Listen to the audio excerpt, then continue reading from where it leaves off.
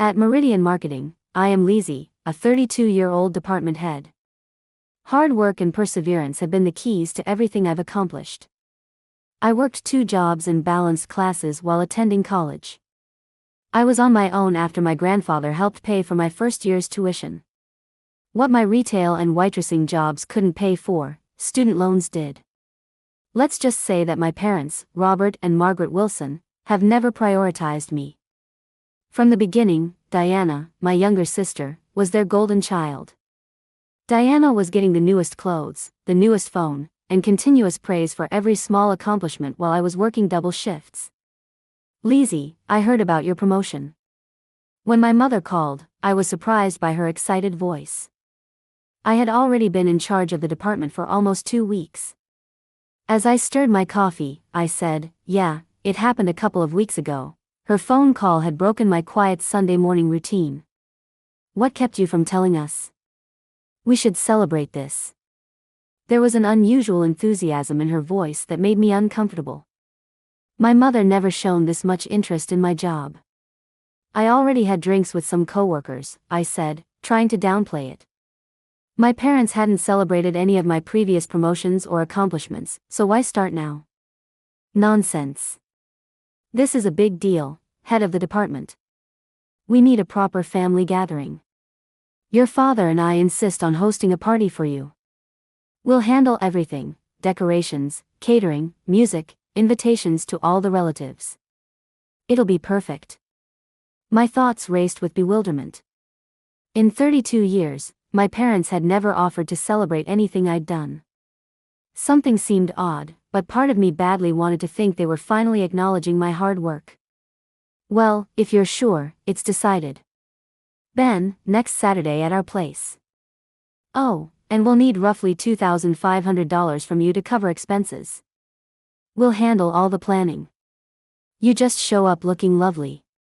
The money is only to help with food and the DJ." Against my better judgment, I consented. Maybe this was their clumsy way of attempting to make atonement for years of neglect. I transferred the money that afternoon. The week sped quickly, and Saturday arrived before I knew it. Choosing a navy blue party dress that accentuated my form without being overly gaudy took me hours to prepare. I wanted to honor my accomplishment while maintaining a professional appearance. At precisely 7 p.m., I arrived at my folks' suburban house. The roadway was lined with cars. The entire family was indeed invited. As I got closer to the front door, my heart pounded with a mixture of excitement and trepidation. Something didn't feel right as I walked in. No one hurried to congratulate me, even though the home was exquisitely decorated with balloons and streamers, and the living room was packed with relatives I hadn't seen in years. Rather, they nodded courteously and carried on with their discussions. "Lizzie, you made it," said my cousin Jen, carrying a glass of wine. "You look great." "Thank you. Being the honored visitor at my parents' house is strange," I said. Jen's expression twisted in bewilderment. "Guest of honor?" My stomach dropped as my eyes fell upon anything before she could reply. Gold lettering glittered in the lights on a huge banner that hung across the distant wall. "Congratulations, Diana." I wandered to the entry table, where a pile of invitation cards was lying, in a fog. "Please join us in celebrating Diana Wilson's promotion to Senior Account Manager," the text said as I picked one up. 7 p.m. on Saturday. There was no mention of my promotion. "Leslie, you're here." I turned to see my sister Diana gliding toward me in a stunning red dress. My parents followed close behind, all smiles. Diana had always looked like our mother, same heart-shaped face and dark curls, while I took after our father's side with straight blonde hair and a more angular face. "What's going on?" I asked, my voice barely steady. "Come join the party," Diana exclaimed, grabbing my arm. I yanked away. "This isn't my party." My parents exchanged glances before my father spoke. "Now, Lizzie, don't make a scene. We thought it would be nice to combine celebrations since Diana just got promoted, too." "Combined?" I gestured around. "There's nothing about my promotion anywhere. This is Diana's party." My mother sighed. Don't be dramatic. Does it really matter whose name is on the banner? I paid $2,500 for this, I said, my voice rising. You said this was for my promotion party. Diana rolled her eyes. God, Lizzie, always making everything about you. Mom and Dad went to all this trouble organizing everything. They invited the whole family. Can't you just be happy for me for once instead of being jealous? Jealous? I couldn't believe what I was hearing. They've always done so much for you, Diana continued. The least you could do is share one little celebration with me. I looked at my parents' faces and suddenly everything clicked. This was never about celebrating my achievement. They'd used my money to throw a party for Diana. I should have known better. I should have seen this coming. But somehow, after all these years, I'd still held on to a sliver of hope that maybe, just maybe, they actually cared about my success. Without another word, I turned and walked out the door, leaving behind the sounds of celebration, a party I had paid for but wasn't welcome to enjoy.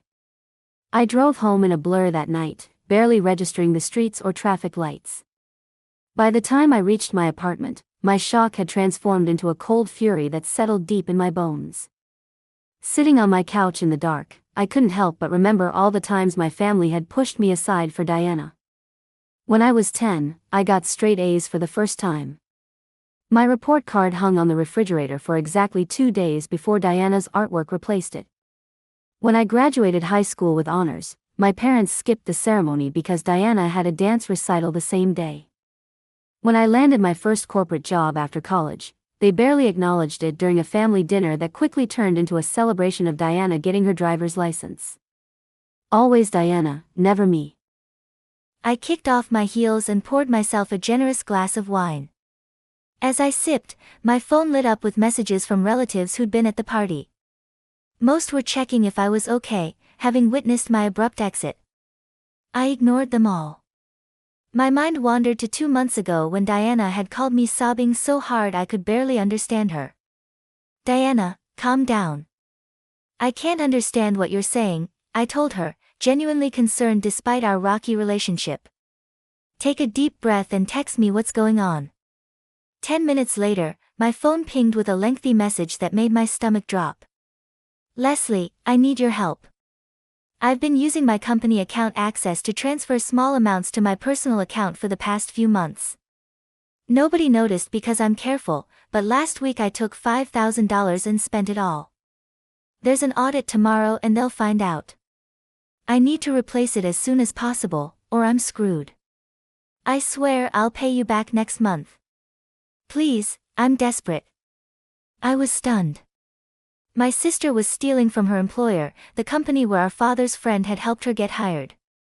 The same company that paid her generously while I was still paying off student loans from the education I'd funded myself. Still, she was my sister. I transferred the money immediately and texted her the confirmation. Thank you so much.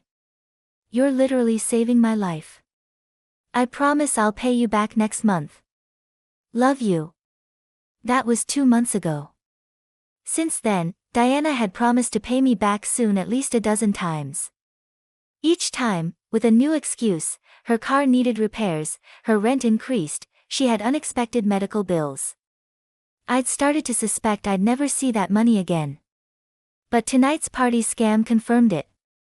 I grabbed my phone and called Diana directly. Hello, she sounded like she was still at the party, music and laughter in the background. I want my money back, I said without preamble. All $7,500 of it. What are you talking about? Diana's voice took on that innocent tone she'd perfected since childhood. The $5,000 I lent you to cover your theft at work, plus the $2,500 I gave Mom for what was supposed to be my party. The background noise faded as she presumably moved to a quieter location. Oh, that look, I told you I'll pay you back when I can. No, I want it now. All of it. She laughed. Actually laughed. Yeah, well, good luck with that. You didn't make me sign anything, did you? There's no record of any loan. The line went dead. She'd hung up on me. I stared at my phone in disbelief. The text conversation with Diana was still there, detailing her admission of stealing from her company and her promise to pay me back. A plan began to form in my mind. I knew Diana's boss, Mr. Garrett, fairly well. He'd been my father's friend for decades and had always been kind to me at family gatherings, even when my own parents weren't. He had given me his business card last Christmas, saying to call if I ever needed anything. I found his contact information and hesitated only briefly before making the call. It went to voicemail, which was probably for the best. Mr. Garrett, this is Lizzie Wilson. I have some information about potential theft from your company accounts that you should know about. I believe someone has been stealing small amounts over time. I'd like to help you identify the person responsible. Please call me back when you have a moment. I hung up, my heart pounding. Had I really just done that? My relationship with Diana was beyond repair after tonight's party fiasco. But this would destroy any possibility of reconciliation forever. But then I remembered how she'd laughed at me on the phone. How she'd stolen from her employer and then from me. How my parents had used my money to celebrate her while excluding me entirely. My whole life, I'd been the responsible one, the one who worked hard, who did everything right, who never caused problems. And where had that gotten me? Nowhere. My family still treated me like an afterthought. Well, no more. I opened my laptop and took screenshots of the entire text conversation with Diana, including her explicit admission of taking company money. I emailed these to Mr. Garrett with a short message. I believe your company should be aware of this situation. I've attached evidence showing admission of ongoing theft by one of your employees. I'm available to discuss this further if needed. After sending the email, I sat back and took a deep breath. What I'd done couldn't be undone. There would be consequences for Diana, probably for my parents, and certainly for my relationship with all of them. But for the first time in my life, I wasn't going to let them walk all over me. I wasn't going to pretend everything was fine while they continued to take advantage of my generosity and goodwill. I finished my wine and went to bed, surprisingly calm despite what I'd set in motion. Whatever happened next, at least I'd stood up for myself. As I drifted off to sleep, I tried not to think about the family fallout that was surely coming. Instead, I focused on the fact that I had a good job, a nice apartment, and a life I'd built entirely on my own merit. No one could take that away from me. Not Diana, not my parents, not anyone. The next few days passed uneventfully. I threw myself into work, grateful for the distraction. No calls from my family, which wasn't surprising.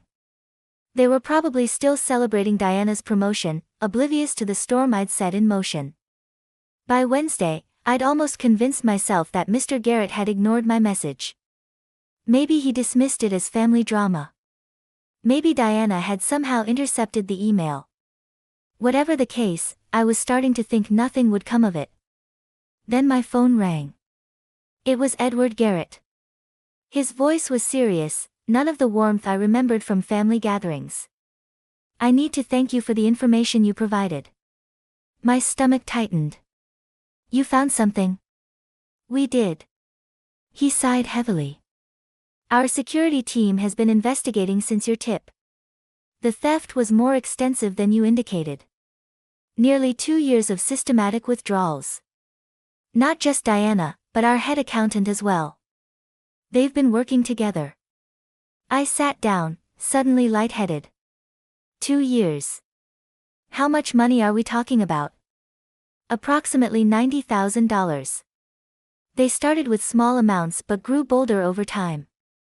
Last month alone, they took nearly $12,000 between them. I closed my eyes, trying to process this. Diana had stolen far more than I'd imagined, and she'd had the nerve to ask me for $5,000 to cover her tracks, all while planning to continue stealing. I wish I could handle this privately, Mr. Garrett continued, but the amount involved is too substantial. As your father's friend, I'd prefer not to involve the authorities, but I have shareholders to answer to. I've already contacted the police. I understand, I said quietly, though my mind was racing with the implications. I wanted you to hear it from me first. I know this will affect your family, and I'm sorry for that, but theft is theft, regardless of who's involved. After we hung up, I sat motionless for a long time. This wasn't just about getting back at Diana anymore. This was serious. Criminal charges serious. Part of me felt guilty, but another part remembered how she'd left when I asked for my money back, how she'd called me jealous at the party she stole from me. I expected the fallout to hit immediately, but another day passed in silence. Then, too, I began to wonder if Diana had somehow talked her way out of trouble again. Then Friday evening, my phone exploded with notifications. First came Diana's call, which I let go to voicemail. Her message was a stream of profanities and accusations, calling me every horrible name imaginable. She knew I'd turned her in. Next came my mother, her voice shrill and hysterical. How could you do this to your own sister? You've ruined her life after everything we've done for you. I ignored them all and turned off my phone. Saturday morning, someone pounded on my apartment door. I peered through the peephole to see my parents standing in the hallway, both red-faced and agitated. Lizzie, open this door right now, my father's voice boomed through the door. I stood silently on the other side, not moving. We know you're in there, my mother joined in. You have to fix this. Call Edward and tell him to drop the charges. Finally, I spoke through the closed door. I'm not doing that. She's your sister. My mother wailed. They took her to the police station. Do you have any idea what you've done? I know exactly what I've done, I replied calmly. I exposed a thief. Diana stole $90,000. Mom, that's not a mistake or a misunderstanding. She made some poor choices, but she doesn't deserve this, my father argued. You need to call Edward right now and ask him to withdraw his complaint. No. Diana is a grown woman who chose to steal from her employer for 2 years. She deserves whatever consequences come from that. How dare you? My mother hissed. After everything we've sacrificed for you. That broke my composure. Sacrificed? When have you ever sacrificed anything for me? You didn't pay for my education. You didn't help me get a job. You didn't even celebrate my promotion without turning it into Diana's party. You're just jealous of your sister, my father said dismissively. You always have been. I'm not jealous. I'm tired. Tired of being used and overlooked. Tired of watching you bail Diana out of every mess she creates while expecting me to handle everything on my own. If you don't fix this right now, my mother threatened, you are no longer a part of this family. I laughed bitterly. Was I ever really part of it to begin with? The silence that followed told me everything I needed to know. Diana is a thief, I said. Finally. She stole from her employer, and she stole from me. You raised her to believe she could do whatever she wanted without consequences. Well, now there are consequences. I suggest you go help her instead of wasting your time here. I heard my mother's sob and my father's muttered curse as their footsteps retreated down the hallway. That night, scrolling through social media, I discovered my mother had posted a scathing message about me. It read, "It is with great sadness that we must announce that Lizzie is no longer considered a member of the Wilson family. Her betrayal and vindictive actions against her own sister cannot be forgiven. A true family member would never behave so treacherously. We asked for privacy during this difficult time." Several relatives had commented with confusion, asking what happened. Others had immediately taken sides, some defending me, others condemning my betrayal without even knowing what I'd done. I closed the app without responding. Let them think what they wanted. The people who really knew me would understand, and the rest didn't matter. Monday morning brought another call from Mr. Garrett. "I thought you should know," he began. "Your parents came to see me. Your mother actually got down on her knees in my office, begging me to withdraw the police report. They've taken out a substantial loan to repay the stolen funds in full. Given our history and their willingness to make restitution, I've agreed to withdraw the formal charges. I wasn't surprised. My parents would do anything to protect Diana. However, he continued, both Diana and the accountant have been terminated, effective immediately, and I've made it clear to industry contacts that neither should be hired in positions with financial access. I can forgive, but I won't enable further theft. After we hung up, I felt an odd mix of relief and disappointment. Diana wouldn't face criminal charges, but at least there were some consequences, some accountability. A month passed, then two. Life settled into a new normal, one without family drama constantly lurking in the background. I hadn't heard from my parents or Diana since that day at my apartment door, and surprisingly, I was okay with that. My cousin Rachel called one evening as I was making dinner. "Have you heard what's happening with your dad's business?" she asked without preamble. "Mr. Garrett pulled all his investment money out. He was your dad's biggest investor, and now your dad's company is struggling."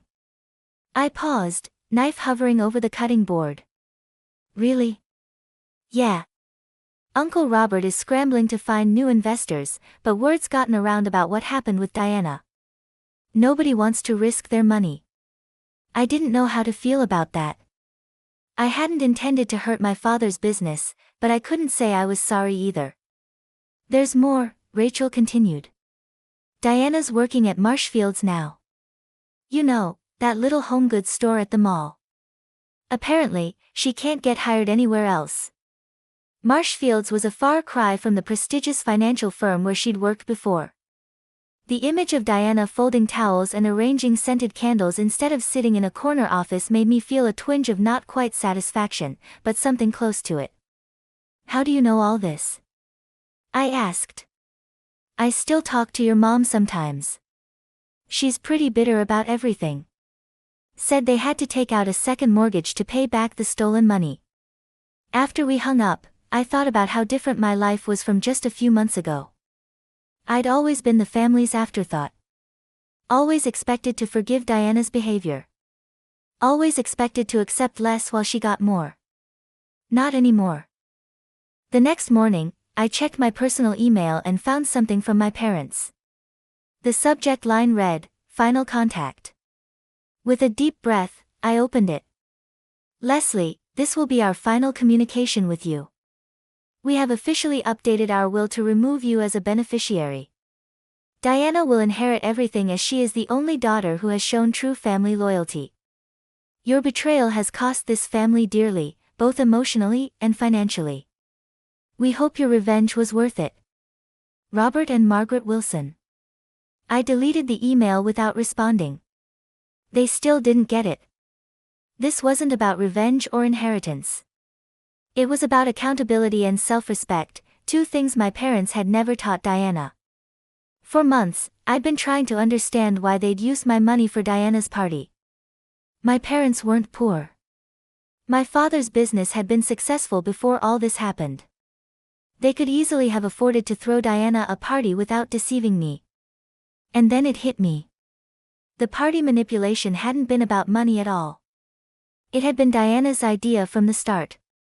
She'd orchestrated the whole thing just to remind me of my place in the family hierarchy. Below her, always below her. I could almost hear the conversation, Diana learning about my promotion, feeling threatened, convincing our mother to call me with the party offer, knowing I'd be hurt and humiliated when I discovered the truth. It was cruel and calculated. Exactly like taking my $5,000 with no intention of paying it back. But Diana's plan had backfired spectacularly.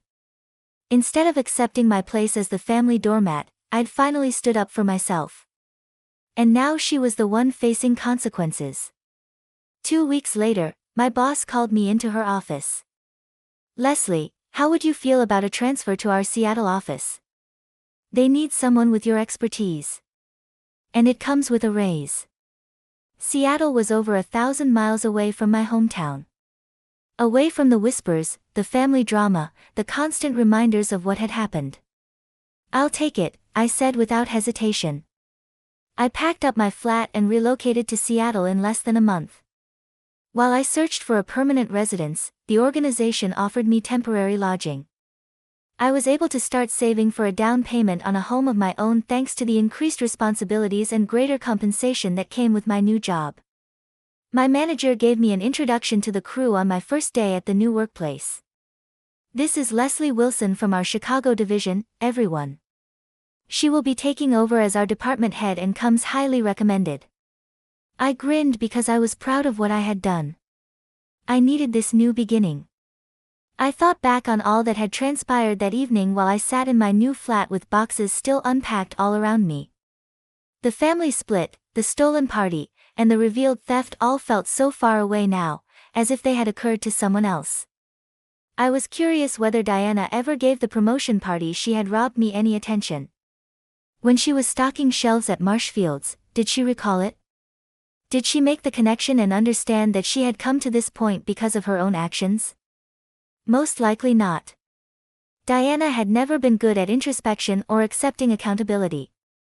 All her life, she had been taught that she was unique, that she was exempt from the rules, and that someone would always come to her aid. Not this time, though.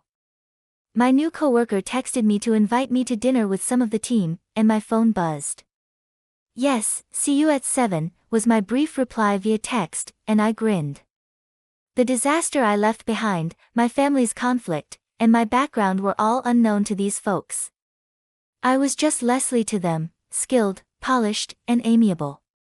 It was freeing. I became aware that I didn't feel bad about what had occurred to my family while I prepared dinner. My mother's resentment, my father's financial difficulties, and Diana's retail position were all the results of their own decisions and actions, not mine. I had just stopped giving them opportunities. Even if my birth family may have rejected me, I was establishing a new life with friends and coworkers who accepted me for who I was rather than how I might further the interests of others. My 25th birthday is here, and it seems like any other day. On my way home from work, I stopped at the grocery store to buy myself a cake. A simple chocolate one with the words, "Happy Birthday," scrawled in pink icing. Even though I didn't anticipate a lot of festivities, I had hoped that this year would be different.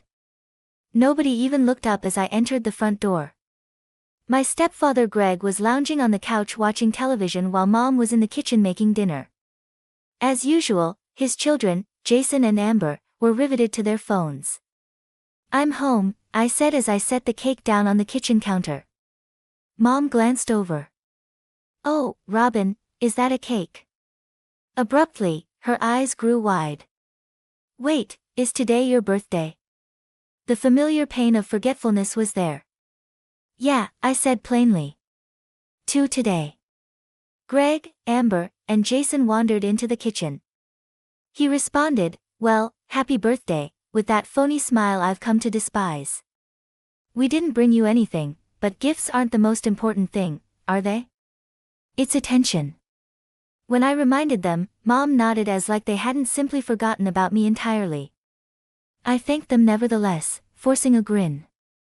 We had a clumsy birthday tea around the table. I excused myself to take a quick shower and change out of my work clothes. They had eaten the most of my cake when I got back, leaving me a pitiful little piece. Normal. Reminiscences came flooding back as I sat there plucking at my little slice of cake.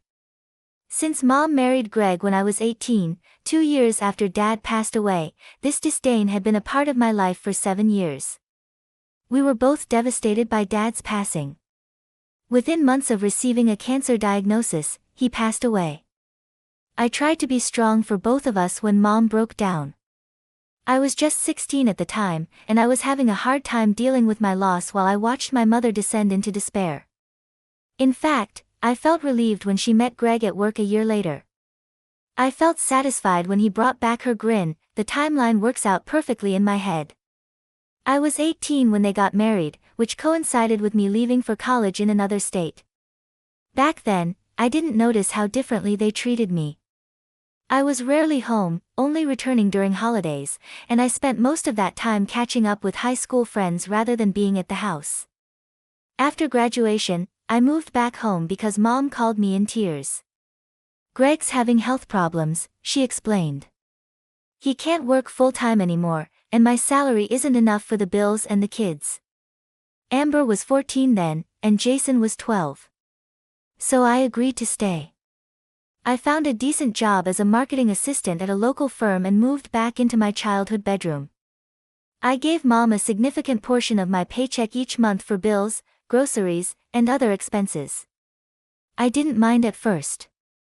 They were family, after all, and family helps each other out. That's what Dad would have wanted.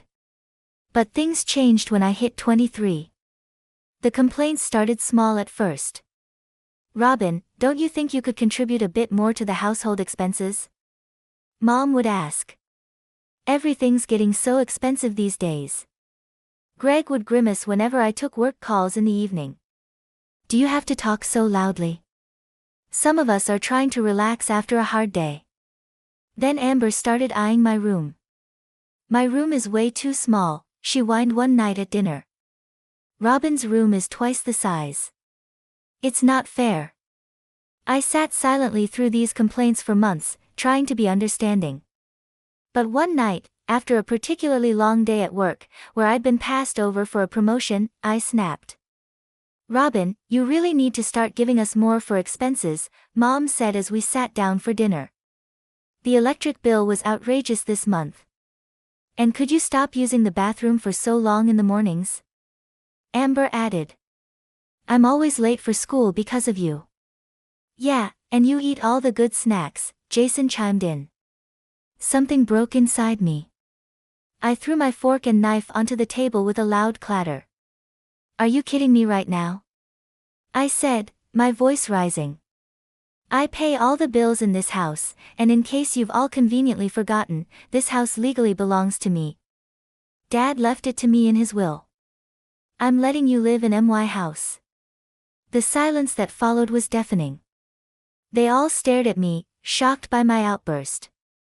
Mom's face flushed red, and Greg suddenly became very interested in his plate. They knew I was right. The house was mine. Dad had left it to me specifically before he died, along with a small inheritance that I'd used to pay the property taxes when I turned 18.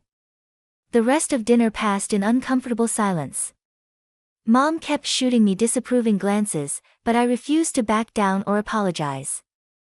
Later that night, there was a soft knock on my bedroom door. Mom entered without waiting for my response. "We need to talk about what happened at dinner," she said, her voice stern.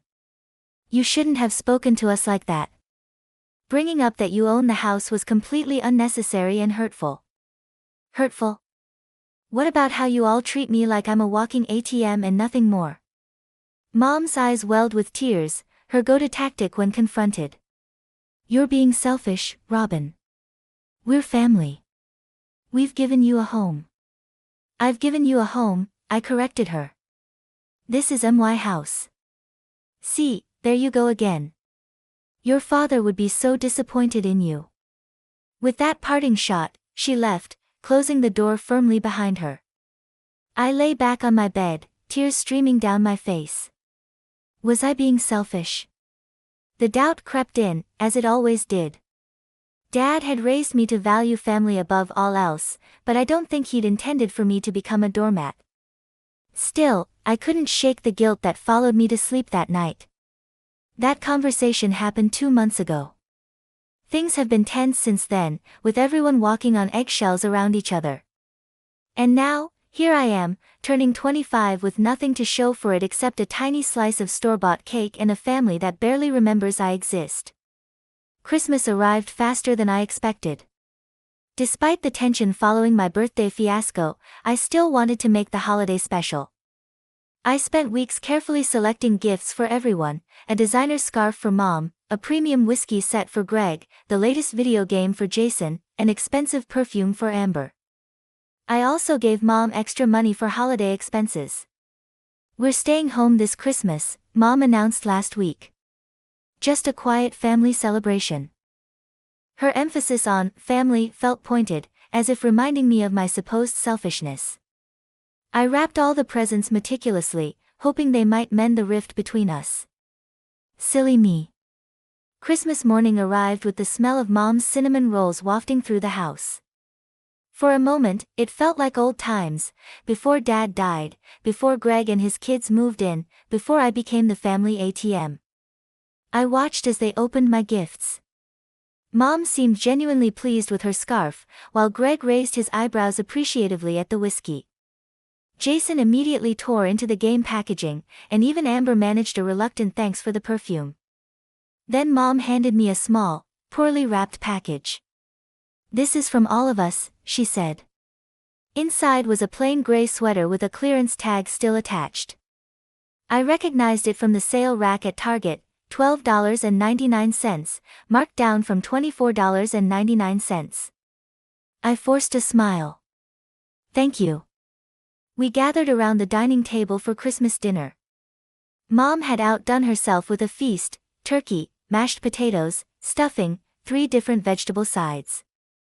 The formal china was out, something reserved for special occasions.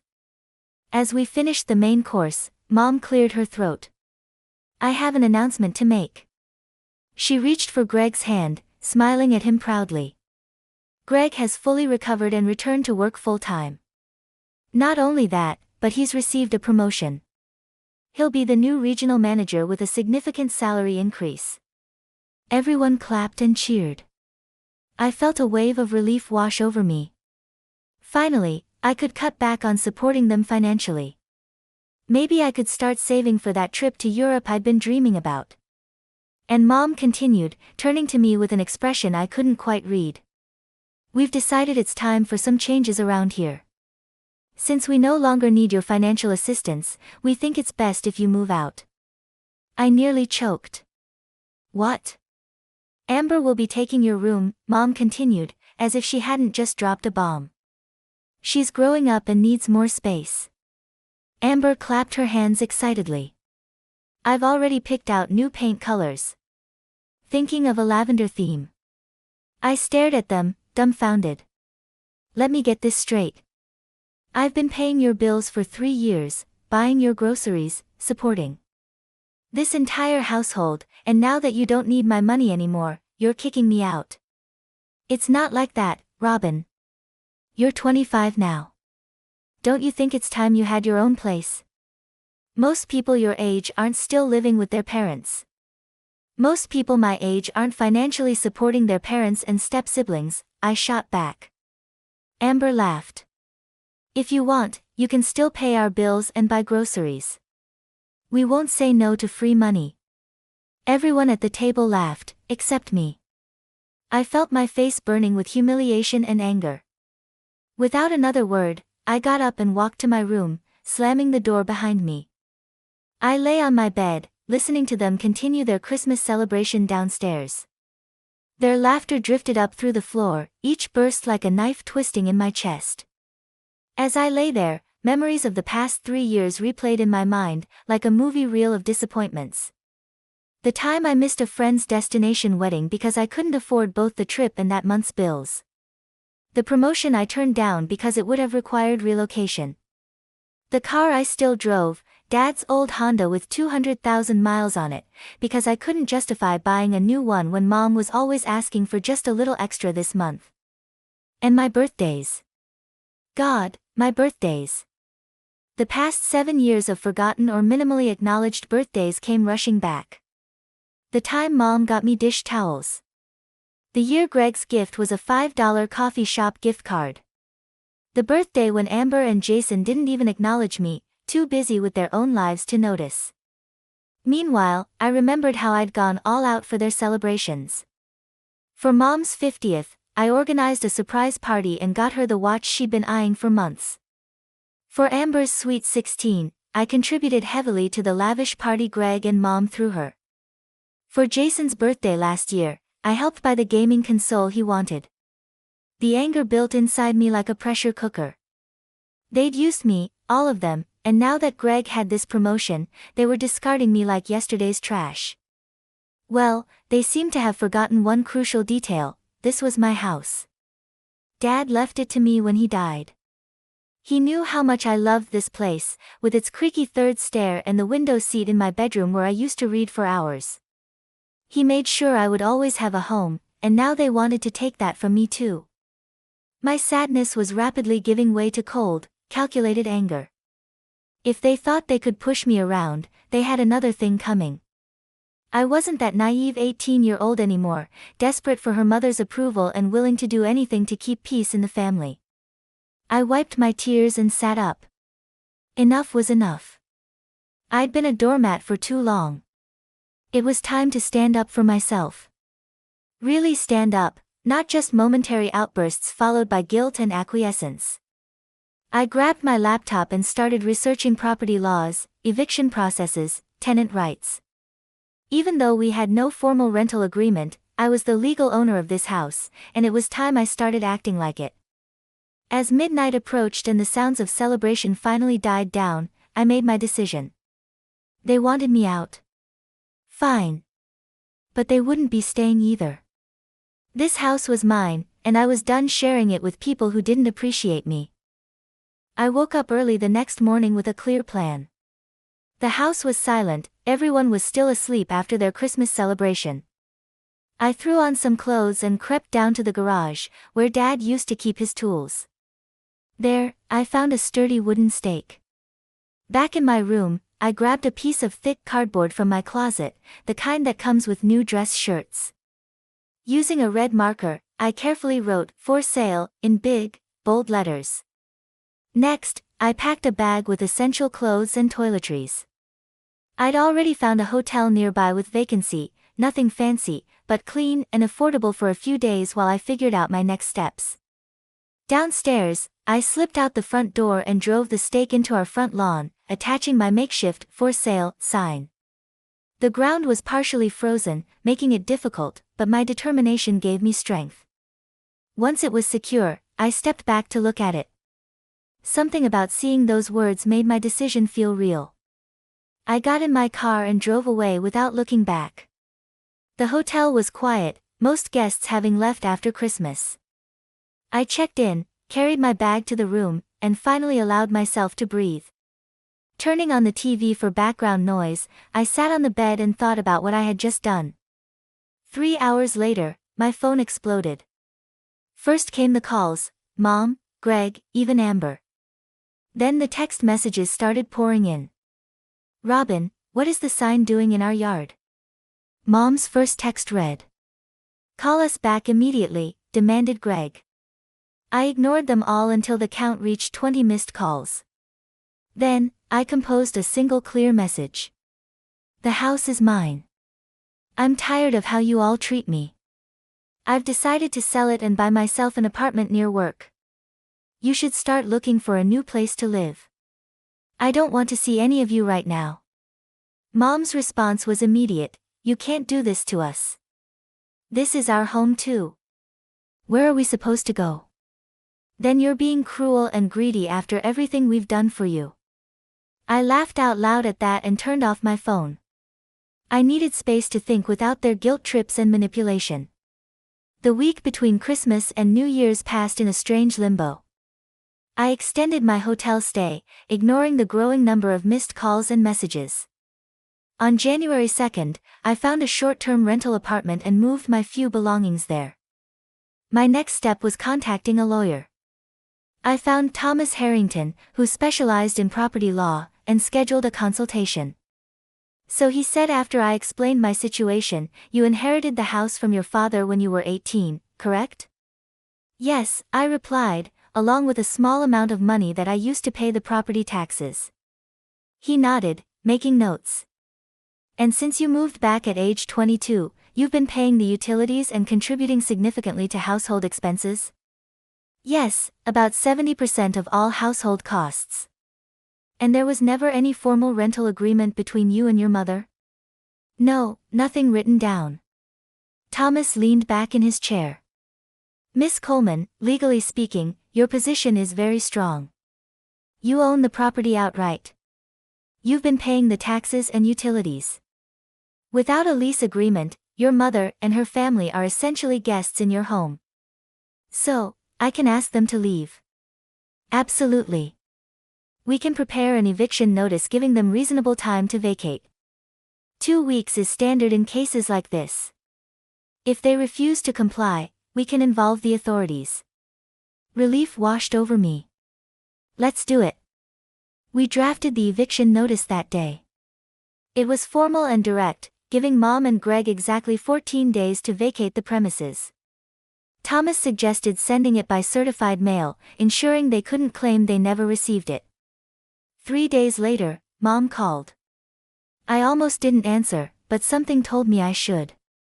We need to talk, she said, her voice strained. Face to face. I agreed to meet at a cafe downtown, neutral territory. When I arrived, Mom and Greg were already seated at a corner table. Mom's eyes were red-rimmed, and Greg looked uncomfortable. You can't be serious about this eviction, Mom said as soon as I sat down. I'm completely serious. But we have nowhere to go, she continued, tears forming. 2 weeks isn't enough time to find a place and move. You should have thought about that before telling me to move out of my own house on Christmas Day, I replied calmly. Greg leaned forward. Look, Robin, we were upset. Things got said that shouldn't have been. You can come back home. We won't even ask for money toward the bills anymore. I shook my head. It's too late for that. You made your feelings clear. Mom started crying openly. You're being so cruel after everything I've done for you, raising you, caring for you. I'll take you to court. I'll sue for all the bills I paid while you were in college. I'd anticipated this. I already discussed that with my lawyer. If you sue me for all bills, I'll countersue for 7 years of rental payments for you living in my house. The average rent in our area is $1,800 per month. That's over $150,000. You owe me. The color drained from her face. She grabbed her purse and stormed out without another word, Greg following close behind. As I paid the bill and walked to my car, I realized this wasn't about winning or losing anymore. It was about standing up for myself and recognizing my own worth. For too long, I'd allowed them to take advantage of me, to make me feel like I was the selfish one for having boundaries. The next 2 weeks passed quickly. I threw myself into work during the day and spent evenings researching home renovations and local real estate values. If I was going to sell the house eventually, I wanted to get top dollar for it. The day of the eviction arrived. Thomas, my lawyer, suggested he accompany me to the house just in case things got complicated. I agreed, grateful for the support. We pulled up to the curb at exactly 10 a.m. A moving truck was parked in the driveway, half filled with furniture and boxes. Mom, Greg, Amber, and Jason were all outside working to load their belongings. When they spotted my car, they froze. Mom's face hardened into a mask of anger. Greg put his arm around her shoulders. Amber and Jason glared at me with undisguised hatred. Good morning, Thomas said as we approached. We're here to ensure the eviction proceeds as legally required. We're going, Greg said tersely. No need for the legal muscle. We've rented a place across town month to month until we figure something out. I nodded. I'll wait in my car. Just let me know when you're done. As I turned to leave, Mom called out, Is this really what your father would have wanted, Robin? For you to throw your family out on the street? I stopped and faced her. Dad wanted me to have security and people who loved me unconditionally. He wouldn't recognize the woman you'd become. Her face crumpled, but I felt no satisfaction in her pain, just sadness for what we'd lost. For the next 3 hours, I sat in my car, watching them carry out their lives piece by piece, furniture, appliances, boxes of clothes and books. Occasionally, Thomas would check on the progress, ensuring they weren't taking anything that belonged to the house itself. Thomas and I waited until the moving truck and their cars had disappeared down the street before entering the house. I braced myself for what I might find. It was worse than I expected. They'd taken everything they legally could, and then some. All the appliances were gone: refrigerator, stove, dishwasher, washer, and dryer. As Greg had said, the keys were on the kitchen counter, along with exposed wiring where light fixtures had been removed. In the bathrooms, they'd taken the shower heads, the towel racks, even the toilet paper holders. They've stripped the place, Thomas observed, making notes on his clipboard. Some of this may cross the line into property damage. I walked through each room, cataloging the destruction. In what had been my bedroom, they'd pulled up a section of carpet. In Amber's room, there were holes in the walls where shelving had been ripped out. The dining room chandelier, a fixture I'd loved since childhood, was gone. Do you want to pursue further legal action? Thomas asked. We could make a case for damages. I considered it for a moment, then shook my head. No. I just want this to be over. After Thomas left, I sat on the bottom step of the staircase, the only place left to sit since all the furniture was gone. The house was eerily quiet, the kind of silence that feels heavy and oppressive. I'd won, technically. I had my house back. So why did I feel so empty? My phone buzzed with a text from my friend Kayla. How did it go? Want me to come over? I responded, and 30 minutes later, Kayla arrived with takeout Chinese food, a bottle of wine, and a portable speaker. First aid for the soul, she announced, setting everything down on the kitchen floor. We ate directly from the containers, sitting cross-legged on the bare floor. So what's next? She asked between bites. Renovations first, I said. I've already called contractors for quotes on the essential stuff, plumbing, electrical, appliances. Then I'll decide whether to sell or stay. And your mom? I sighed. I don't know. Part of me never wants to speak to her again. Another part misses who she used to be. Kayla nodded understandingly. You don't have to decide today, or even this year. We finished dinner and opened the wine. With music playing softly in the background, we walked through each room as I shared my renovation ideas: fresh paint, new flooring, updated fixtures, turning the house back into a home. My home. It's going to be beautiful, Kayla said. And all yours. I slept on a blow-up mattress in my former bedroom that night. I slept better than I had in months, despite the pain. It's time to stop being cautious. No more feelings of guilt. I will no longer feel like an intruder in my own house. The dawn was beaming through my uncurtained windows when I woke up the next morning. I sat on the window seat, the one thing in my room they couldn't steal, and prepared a cup of instant coffee with a camping kettle Kayla had lent me. I felt optimism, something I hadn't felt in a long time, as I saw the neighborhood wake up. For me as well as the house. I poured myself into remodeling over the following few weeks. Plumbers restored the bathroom fixtures, electricians fitted ceiling fans and light fixtures, and new appliances came. I selected cabinet hardware, flooring samples, paint colors, and other elements that would reclaim this space as mine. I kept the for sale sign up on the yard to remind myself that this was my decision at this time, not because I was in a rush to sell. If I wanted to, I could sell. If I wanted to, I could remain. I made the choice alone, for once. During this period, Mom made one phone call. I let the voicemail go. Robin, she said in a little, unsure voice as she started her message. You are missed. Would you please let us talk? I didn't answer the phone, but I did keep the voicemail. I might be prepared to mend that friendship in the future, but not just yet. I have to repair myself first. I came to the realization that I wasn't quite ready to leave this place when spring approached and brought fresh life to the garden that Dad had cherished so much. These walls housed far too many memories, both priceless and heartbreaking. I removed the for sale sign and replaced it with flowers.